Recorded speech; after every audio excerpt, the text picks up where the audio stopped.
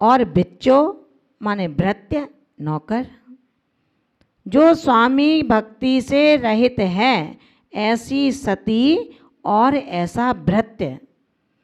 जिन समय भक्ति हीन, जिन माने जिनेन्द्र देव, समय माने शास्त्र जिनागम, और भक्ति हीन देव और शास्त्र की भक्ति से रहित कौन? जरणों जैन। गुरु भक्तिहीन शिष्यो और गुरु भक्ति से रहित शिष्य, ये नियदम नियम से दुर्गति के मग्गाण लगो, मार्ग में लगे हुए होते हैं। समझ में आया? अपन सब शिष्य हैं ना, गुरु के शिष्य हैं। और ये मान कर के चलना, आपके गुरु ने, गुरु माँ ने ये शिक्षा दी है कि किसको गुरु मानना है। गुरु माँ तो अपने गुरु हैं ही, इसमें शंका नहीं है। लेकिन दुनिया के जितने गुरु हैं वो भी अपने अत्यंत पूज्य हैं, अपने लिए वंदना और स्तुति के योग्य हैं। उनका स्तवन, उनकी स्तुति हमारे लिए परम षट आवश्यकों में एक आवश्यक है। इसलिए माता जी ने हमेशा हम लोगों को, आपको सबको एक ही शिक्षा दी है कि कभी तुम्हारे मुख से किसी भी रत्नत्रयधारी मोक्ष मार्गी आयतनों की, माँ जिनवाणी की, और जो गुणवान हैं, रत्नत्रय की निधि को जो आगे संभालने की सामर्थ्य रखते हैं, उस पथ पर बढ़ने का साहस करते हैं, ऐसे आत्माओं की कभी अपने मुख से निंदा और बुराई न करें। आचार्य भगवान यही कहते हैं, जो पत्नी और जो भृत्य अपने स्वामी की भक्ति से रहित है, ऐसी पत्नी का क्या मायना जो पति के सामने 16 श्रृंगार करके बैठ जाती है, इच्छाओं की वासनाओं की पूर्ति करके किसी दूसरे से आंख लगाती है। आचार्य भगवंत कहते हैं, ऐसी नारी दुष्ट है, कुलटा है, व्यभिचारिणी है। जो पति को चाहती नहीं है, केवल उसके पैसों से प्यार है, उसके सुंदरता से प्यार है, वरन उस पति से, पति रूप में जिस महिला को कोई कार्य नहीं होता, अगर पति अपने भाग्य के कारण 2 पैसे नहीं कमा पाता, तो पत्नी जो पतिव्रता है उसका ये कर्तव्य है, जैसा है वो मेरा पति है। महासती मैना सुंदरी का पति कैसा था? पिता के इस निर्णय को उसने अपना भाग्य का उपहार माना था और हंसते हंसते स्वीकार किया था। जब पिता पछताते हैं तो ढाढ़स बंधाती है कि हे तात, ऐसा रुदन क्यों? मेरा भाग्य और मेरा उदीर्णा काल आप परिवर्तित नहीं कर सकते, आपके अंदर वो शक्ति क्षमता नहीं है। ये मेरा पति अगर ऐसा ही होगा मेरे भाग्य में, तो इससे भी ज़्यादा बेकार होगा। और यदि मेरे भाग्य में कामदेव जैसा पति होगा, तो पिताजी ये ही कोड़ी किसी दिन कामदेव बन जाएगा।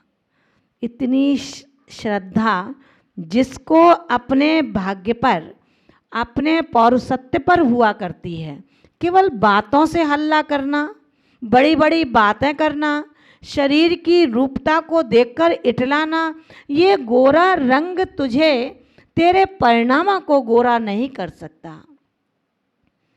शुक्ल देही परिणामों को शुक्ल बना लेगा, तो वो दिन दूर नहीं है जब वो शुक्ल लेशा में शुक्ल ध्यान की वेदी पर बैठ सकता है।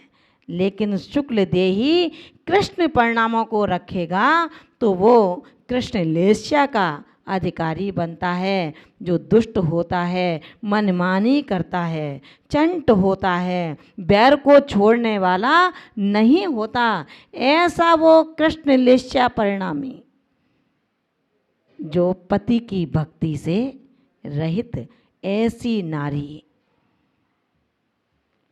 पुरुषों को भी सावधान रहना है।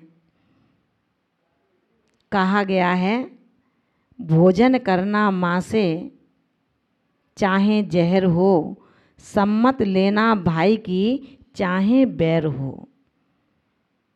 पत्नी लेना पतिव्रता चाहे बेनूर हो, सुंदर नहीं हो। आज के बच्चे सुंदरता के पीछे लगते हैं, सुंदर चाहिए, मेरी जैसी चाहिए। अरे जिस पत्नी के अंदर सुंदरता होगी तो चारित्र में कहीं ना कहीं दुष्चरित्रता होगी। हम क्यों ध्यान नहीं रखते? क्योंकि हमने कभी तीर्थंकर की वाणी को पढ़ने का मन ही नहीं बनाया। धर्म को तो हम उपहास की चीज़ समझते हैं। ये धर्म अत्यंत कार्यकारी है, हमारे साथ ये धर्म रहेगा। जो पत्नी पति के भक्ति से रहित है, स्वामी की भक्ति से रहित है, और भृत्य अपने स्वामी की श्रद्धा भक्ति से रहित है, जिन समय भक्तिहीनम और जिनेन्द्र देव की भक्ति से, जिनागम की भक्ति से, जो जैन जर्णों, जो जैन मनुष्य, जैन श्रावक ना तीर्थंकर पर विश्वास करता है, ना जिनागम पर विश्वास करता है। जो शास्त्रों में लाइन लिखी है उसका अर्थ अपने मन से ना लगाओ, उसका अर्थ जिनागम से ही लगाओ। आखिर ऐसा क्यों कहा गया? किसी आगम के अंदर पाप का पोषण नहीं होता, किसी आगम के अंदर जीव हिंसा का उपदेश नहीं देते। तीर्थंकरों ने अगर इतना ही हल्का भाषण करना था तो शायद वो दीक्षा के बाद मौन नहीं होते। ज्ञान की परिपूर्णता के बाद उन्होंने दिव्य ध्वनि के माध्यम से अपनी वाणी का प्रसारण किया। ऐसे वो केवल ज्ञान के धारी महामना तीर्थंकर, जिनके लिए एक दोष उनके चरणों में फटक नहीं सकता है।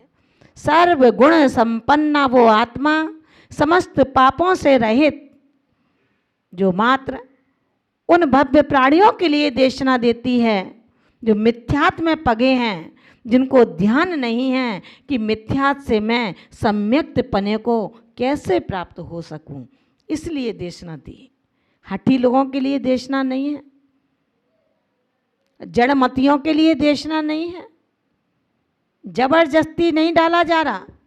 तेरी भव्यता जग रही हो, तुझे पापों से डर हो, सूकर कुकर नहीं बनना चाहता, भटकना नहीं चाहता, चाहता है मैं भी अपने तीर्थंकर महावीर जैसे साम्राज्य का अधिपति बनूं। उसके लिए आचार्य भगवान ने कहा कि जो समय को नहीं जानेगा, समय यानी यहाँ जिनागम से मतलब है, वैसे समय के एकार्थवाची तमाम व्यवस्थाएं अर्थ हैं। यहाँ समय का तात्पर्य जो जिन समय भक्तहीन जर्णों, जो जिनेन्द्र प्रभु अरहंत की श्रद्धा से, भक्ति से और जिनागम की श्रद्धा भक्ति से रहित है, ऐसा जैन श्रावक और गुरु भक्तिहीन शिष्यो, और गुरु की भक्ति से हीन शिष्य। शिष्य को क्यों कहा? भक्त का नाम नहीं लिया यहाँ पर। शिष्य का ही नाम क्यों लिया? क्योंकि जो जितना नज़दीक रहता है वो उतना समझदार बनता जाता है। अब समझदारी में दो अंतर हैं। एक समझदारी तो ये है कि वो अपना भव सुधारता है, अपने भाव सुधारता है। भाई एक व्यक्ति पढ़ता है, डिग्री लेता है, पढ़ कर के अच्छी नौकरी करता है, अपना जीवन बढ़िया बनाता है और अपने माँ बाप के साथ उनको भी तसल्ली देता रहता है कि आप चिंता मत करो, वृद्ध हो गए हो तो क्या है, आपका जवान बेटा आपके साथ में है ना, है ना। ऐसे ही जो शिष्य गुरुओं के चरणों में सदियों गुजार देते हैं। और गुरु कहें बेटा अब अलग हो जाओ, देख लो अब तुम्हें अपना जीवन स्वयं संभालना होगा, वो शिष्य के लिए कितना दुर्दिन होता होगा। विचार करना। एक शिष्य वो है जो गुरु के चरणों में पढ़ करके गुरु की ख्याति को आगे बढ़ाता है। एक शिष्य वो है जिसने पूरा पढ़ भी नहीं पाया और वो अपने पात्र को भरा हुआ सा महसूस करता है और गुरु से अलग हो जाता है।